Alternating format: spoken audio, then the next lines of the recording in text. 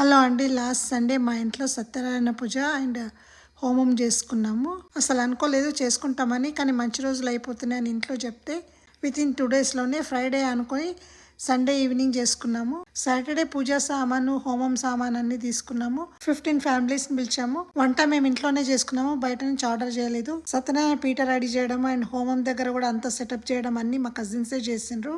అనుకోకుండా చేసినాం కదా, ఇంట్లో డెకరేషన్ ఏమి చేయలేదు. పూజకి తెచ్చిన కొన్ని పూలు మిగిలిపోయినాయి. 15 ఫ్యామిలీస్ వచ్చాయి కదా, fruits packets and flower bouquets తెచ్చారు. నాకైతే flower arrangement and flower decorations చాలా ఇష్టం. పూజ ఈవినింగ్ చేసాము. సో ఆ రోజు చాలా లేట్ అయిపోయింది పడుకునేసరికి, అందరు వెళ్ళేసరికి.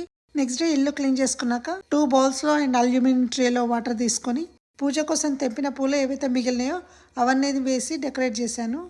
పూజకు వచ్చిన వాళ్ళు ఫ్లవర్ బొకేస్ తెచ్చారని చెప్పాను కదా. బొకేస్లో ఉన్న ఫ్లవర్స్కి మంచిగా పొడుగు కాడలు ఉంటాయి కాబట్టి 3 ఫ్లవర్ వేసెస్ తీసుకొని అందులో వాటర్ వేసి ఫ్లవర్ అరేంజ్మెంట్స్ చేశాను. ఫ్లవర్ బౌల్స్ని అయితే దేవుని మందిరం ముందు, సెంటర్ టేబుల్ పైన అండ్ కిచెన్ ఐలాండ్ పైన పెట్టాను. అండ్ ఫ్లవర్ వేసెస్ అయితే సెంటర్ టేబుల్ పైన, టీవీ స్టాండ్ పైన అండ్ ఎంట్రన్స్ టేబుల్ పైన పెట్టాను.